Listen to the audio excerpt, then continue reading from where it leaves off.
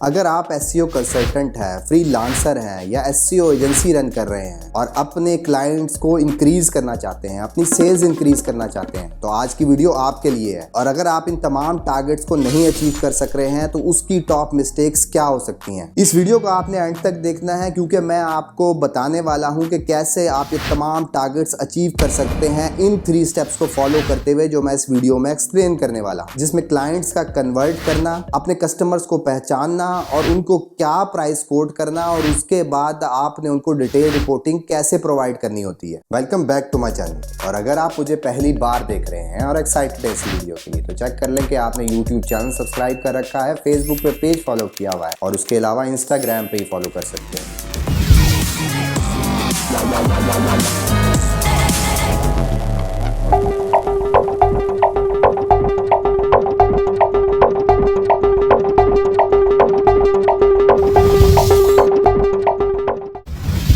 जी हाँ, मैं हूं Asbar, digital marketer, project consultant and commercial blogger. आज की वीडियो को स्टार्ट करने से पहले आप चेक कर लें कि आपने इस वीडियो को लाइक किया हुआ है, क्योंकि सिर्फ आपका एक क्लिक मेरी मोटिवेशन, मेरी अपकमिंग वीडियोस के लिए बूस्ट कर देता है। हर कोई अपनी ही इंडस्ट्री में बूस्ट करना चाहता है। अगर आप कंसल्टेंट हैं, फ्रीलांसर हैं या एसईओ एजेंसी रन कर रहे हैं, तो आप अपने क्लाइंट्स इंक्रीज करेंगे, तभी आपको मैक्सिमम आउटपुट और मैक्सिमम इनकम कर सकेंगे। तो आपने 3 चीजें प्रोवाइड करनी होंगी, जिसमें नंबर 1 पे आता है कि आप अपनी सर्विसेज अपसेल करेंगे और अपनी सर्विसेज को हाई कॉस्ट में सेल करने की कोशिश करेंगे। अगर आपके पास एक्सपर्टीज नहीं है तो फिर आप वही सर्विसेज किसी थर्ड पार्टी से लेकर आगे फर्दर रीसेल करेंगे। जब आप कंसल्टेंसी या फ्रीलांसर या एजेंसी काम कर रहे होते हैं और एसईओ की सर्विसेज प्रोवाइड कर रहे होते हैं, जिसमें टॉप 3 सर्विसेज आती हैं: link building, keyword research, technical SEO और कंटेंट मार्केटिंग। आज की जितनी भी इंफॉर्मेशन मैं आपको प्रोवाइड कर रहा हूं वो तमाम की तमाम मेरे एक्सपीरियंस और मेरे प्रोस्पेक्टिव पे बेस करती है, तो आप इसमें से डिफर कर सकते हैं किसी भी पॉइंट पर। सबसे पहली बात आती है कि जब आपकी लीड शुरू होती है, जब आपको कोई क्वेरी आती है, तो फिर आप कंसल्टेशन प्रोवाइड करने के लिए रेडी हो जाते हैं, जिसमें 90% ऑफ द केसेस में मैंने देखा है कि लोग अपने कुछ घंटे फ्री ऑफ कॉस्ट प्रोवाइड कर रहे होते हैं, उनको ये बताने के लिए कि उनको कौन सी सर्विसेज चाहिए होंगी, या उन्होंने अगर कोई चीज हाईलाइट कर रखी है तो उसको ऊपर आप कैसे टैकल करके उसको फिक्स करेंगे। तो मेन चीज समझने की ये है कि जब उन्होंने आपको कॉन्टेक्ट किया है तो इसका मतलब वो इंटरेस्ट रखते हैं आपसे काम करवाने के लिए। अब आपके हाथ में है कि आप इनिशियल कंसल्टेशन अगर फ्री प्रोवाइड कर देंगे तो फिर आप अपना खुद नुकसान करेंगे। नुकसान इस तरह से होगा कि जब आपको वो कोई भी प्राइस ऑफर कर रहा होता है और जब आप एसईओ सर्विसेज प्रोवाइड कर रहे होते हैं, उसकी नॉर्मल रेंज $300 to $500 या इससे भी ज्यादा चली जाती है मंथली। तो जब आप एक अच्छी अमाउंट चार्ज कर रहे होते हैं मंथली और कंसल्टेशन फ्री में प्रोवाइड करते हैं, तो फिर ज्यादातर चांसेस यही होते हैं कि आप अपनी क्लाइंट की जेब का अंदाजा नहीं लगा सकते, जिसमें अगर वो अफोर्ड कर सकता होगा तो फिर आपको कंसल्टेशन भी पेड ही प्रोवाइड करनी चाहिए, ना कि आप उसको अपने फ्यू आवर्स दें और उसके बाद आपको पता लगे कि उसका बजट इतना नहीं था कि वो काम कर सकता आपके साथ। तो इसका सिंपल सा प्रोसेस ये होता है कि आप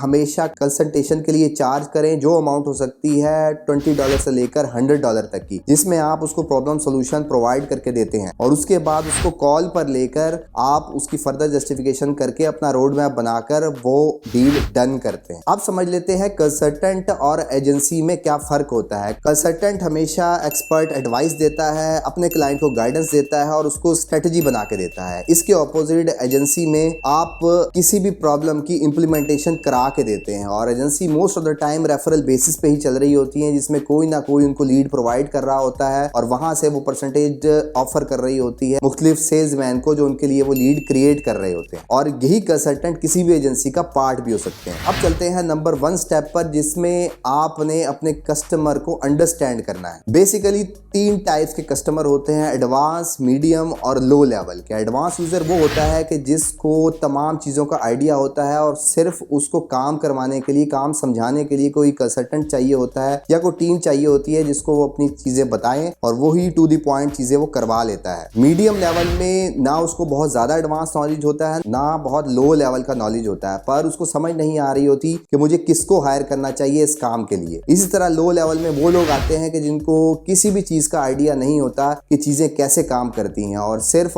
वो डिपेंड कर रहे होते हैं आपकी क्वेरी के आंसर पर। नंबर 2 स्टेप आता है डीलिंग का, कि आपको कैसे टैकल करना चाहिए, उस क्वेरी को कैसे मैनेज करना चाहिए अगर आपके पास कोई भी क्लाइंट का मैसेज आ जाता है जो कि किसी भी स्पेसिफिक टाइप का एसईओ सर्विस लेना चाहता है आपसे। तो यहां समझने की बात यह है जो कि 99% ऑफ द टाइम लोग मिस्टेक्स करते हैं कि जब कोई क्वेरी उनको रिसीव होते हैं तो वो ये समझते हैं कि शायद वो एडवांस लेवल का बंदा होगा और वो टेक्निकल टर्म यूज करना शुरू कर देते हैं। यानी कि वो जब उनको किसी क्लाइंट का मैसेज आता है कि मुझे एसईओ करनी है तो तुम मुझे क्या प्रोवाइड करोगे, तो वो कहते हैं कि मैं आपको ऑन पेज ऑप्टिमाइजेशन करके दूंगा, ऑफ पेज ऑप्टिमाइजेशन करके दूंगा, टेक्निकल एसईओ करके दूंगा या साइट ऑडिट करके दूंगा। जब आप ऐसे टर्म्स यूज करते हैं किसी ऐसे बंदे के सामने जिसको बिल्कुल नहीं पता, क्योंकि डेफिनेटली 90% ऑफ द केसेस में ऐसे लोग ही होते हैं जिनको एसईओ का आइडिया नहीं होता। जब आप उनको ये टेक्निकल वर्ड्स बताते हैं तो फिर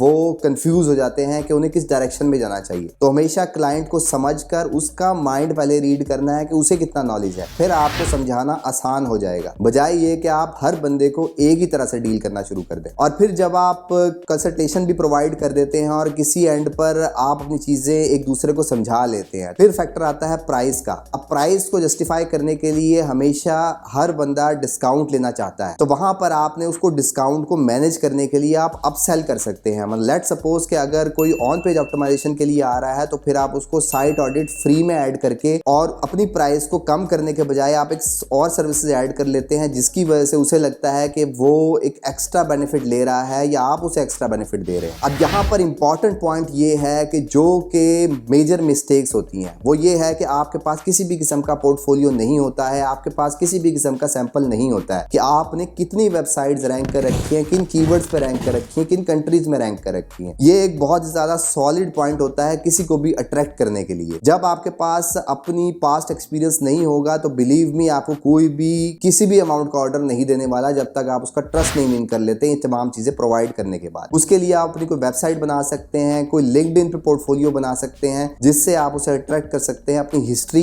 प्रूफ करने के लिए। और यहाँ पर 100% चीजें डिपेंड करेगी आपके एक्सपीरियंस पे, क्योंकि जितना ज्यादा आपके पास एक्सपीरियंस होता है उतना ज्यादा आप क्लाइंट सेटिस्फेक्शन कर सकते हैं। अब कुछ लोगों को काम नहीं आता और वो बेसिक रीड करके कंसल्टेंसी प्रोवाइड करने लग जाते हैं सिर्फ इस बेस पे कि जब हमें काम आ जाएगा तो हम किसी कंसल्टेंट को हायर करके वो काम करा लेंगे। यहाँ पर मिसकंसेप्शन ये पैदा होती है कि क्लाइंट ने आपको ऑर्डर दिया हुआ है और आप ही वो तमाम लायबिलिटी ले रहे होते हैं। अगर उस प्रोसेस में किसी भी किस्म का मसला होता है जो कि काम आपको नहीं आता था तो फिर आपको आगे समझाना मुश्किल हो जाता है। तो इसलिए अपने नॉलेज को अपग्रेड करना ज्यादा जरूरी है आउटसोर्सिंग पर जाने से पहले। और जब भी आपने कोई अपना प्राइस डिसाइड करनी है तो आपको मार्केट रेट जरूर पता होना चाहिए कि टेक्निकल एसईओ की क्या प्राइसिंग चल रही है, on page optimisation, off page optimisation, यहाँ तक कि कोई ई कॉमर्स स्टोर है तो उसकी आइडियल प्राइसिंग क्या चल रही है, ताकि आप उसी के अकॉर्डिंगली उसको ऑफर दे सकें। उसके बाद आता है मोस्ट इंपॉर्टेंट पॉइंट जो कि है प्राइस। प्राइस इंपॉर्टेंट इस लिहाज से है कि जब आपने अपने क्लाइंट की डिमांड को समझ लिया है और अब आप उसको प्राइस कोट करने वाले हैं तो फिर वो ट्रांसपेरेंसी के साथ होनी चाहिए। ऐसा नहीं हो सकता कि आप सिंपली एक अमाउंट भेज दें कि मैं आपसे $300 या $500 चार्ज करूंगा इस काम के लिए। उसको स्प्लिट करेंगे मल्टीपल टाइप्स में कि आप उसमें क्या क्या सर्विसेज दे रहे हैं और वो माइक्रो लेवल पे आप ईच फील्ड के साथ एक्सप्लेन करके उसकी प्राइस मेंशन करेंगे ताकि उसको पता लग सके कि ये प्राइस किस बेसिस पे डिवाइड होती है। उससे आपकी एक्सपर्टीज और आपकी एक्सपीरियंस का अंदाजा होता है। इसकी एग्जांपल ये है कि सपोज आपने किसी को इनिशियल कोड देना है तो सबसे पहले आपको कंपैरेटर एनालिसिस करना पड़ेगा कि उसकी वेबसाइट को टॉप पोजीशन में रैंक करने के लिए कितना टाइम लगेगा, जिसमें उसके कंपैरेटर की एज कितनी है, वो कितनी एफर्ट कर चुके हैं और उसको कम्पीट करने के लिए कितना टाइम रिक्वायर्ड होगा। जिसमें लोग मैक्सिमम कन्वर्शन हासिल करते हैं कॉल पर लेकर के। जब आपने आपस में अंडरस्टैंडिंग कर ली है, कंसल्टेशन के लिए उसने पे कर दिया है, तो फिर आप उसको कॉल पर लेकर आए और वहां पर आप अपनी आइडियल प्राइस वहां पर उसको एग्री करवा सकते हैं, बजाय आप 50-100 मैसेजेस करके अपनी बात समझाते रहें। एक जूनियर कंसल्टेंट आपने हायर कर रखा है जिसको आप पे कर रहे हैं $10 पर आवर। इसी तरह एक मैनेजर हायर कर रखा है जो कि चार्ज कर रहा है $20 पर आवर आपसे, और एंड पर आप आते हैं जो इन दोनों को मैनेज कर रहे हैं और आपकी कॉस्ट आती है लेट्स सपोज $100 पर आवर। तो ऑन एवरेज ये तमाम वैल्यूज आप अपने अकॉर्डिंगली चेंज कर सकते हैं और एक आइडियल एसईओ सर्विसेज का पैकेज अप्रोक्सीमेटली $300 से लेकर $500 पर मंथ में अवेलेबल होता है और तमाम मेजर कंपनीज इसी पैटर्न को फॉलो कर रही होती हैं। और ये तमाम प्राइस प्राइस मंथली बेसिस पर या अपने क्लाइंट से ले रहे होते हैं। अब यहाँ केस ये आता है कि जब आप कंसल्टेशन के लिए किसी भी प्राइस में डन कर रहे होते हैं और आप एक अमाउंट बता देते हैं 6 मंथ्स की, 3 मंथ्स की या 12 मंथ्स की, तो वो अमाउंट बहुत ज्यादा लगती है, जिसकी वजह से क्लाइंट का इंटरेस्ट कम हो जाता है और फिर क्लाइंट कहता है कि ये बहुत ज्यादा अमाउंट है। उसको बैलेंस करने का आइडियल मेथड ये है कि आप जो उसकी रिक्वायर्ड जॉब अगर 6 महीने में खत्म हो रही है और वो चाहता है प्राइस कम करना, तो फिर आप उसको 6 के बजाय 8 महीनों तक लेकर जाएंगे, जिससे उसकी मंथली कॉस्ट कम फील होगी और उसका काम भी उसी के बजट में हो जाएगा। और जितने भी एसईओ कंसल्टेंट ऑनलाइन तलाश कर रहे होते हैं आपके क्लाइंट्स, वो हमेशा पार्ट टाइम जॉब के लिए तलाश कर रहे होते हैं। किसी को भी फुल टाइम पर्सन नहीं चाहिए होता, क्योंकि एसईओ फुल टाइम जॉब जब बनती है तो फिर वो बहुत हाई पर आवर रेट पे चली जाती है, तो इसलिए पार्ट टाइम ही सूट करता है और पार्ट टाइम ही मॉडल इसका आइडियल काम करता है। अब यहाँ तक आपने क्लाइंट को कंसल्टेशन प्रोवाइड कर ली, उससे ऑर्डर रिसीव कर लिया और तमाम चीजें आपस में आपकी जस्टिफाई हो गई, सेटल हो गई। और उसके बाद बात आती है रिपोर्टिंग की, कि जब आपकी जॉब कंटिन्यू कर रहे होते हैं तो आपको रिपोर्ट्स कैसे प्रोवाइड करनी चाहिए। उसका आइडियल सिनेरियो ये है कि आप उसको पहले अपनी कंसल्टेशन में ही प्रोवाइड करेंगे कि मैं आपको हर 30 डेज के बाद रिपोर्ट प्रोवाइड करूंगा, और उस 30 डेज के अंदर आप अपनी चीजें ऐसे डिजाइन करेंगे जिसमें आप हर स्टेप की क्वांटिटी, आपने कितना काम किया, वो तमाम उस रिपोर्ट में मेंशन होगा। और यही रिपोर्ट बताती है उसको कि उसका काम हो रहा है, और वो जितनी आइडियली आपने अपने तमाम फैक्टर्स को देखते हुए जितनी डिटेल रिपोर्ट्स प्रोवाइड कर रखी होंगी, उतना लॉन्ग लास्टिंग उसके साथ चल सकेंगे। और यहाँ पे बोनस आपके लिए ये है कि कभी भी आपने मिस कमिटमेंट नहीं करनी है। जो काम आपने डिसाइड किया है जिस टाइम पर, उस काम को उस टाइम पर जरूर करना है, वरना ये बहुत ज्यादा नेगेटिव इफेक्ट छोड़ता है। क्योंकि इस सारे केस में 95% एफर्ट आपको अपने क्लाइंट को समझाने में और उसके साथ ऑर्डर लेने में लग जाती है, और अगर किसी स्टेज पर आप उसका काम टाइमली नहीं करते हैं तो फिर वो तमाम मेहनत वेस्ट हो जाती है। अपनी पोर्टफोलियो, अपनी रेपुटेशन, अपनी स्किल इंप्रूव करें।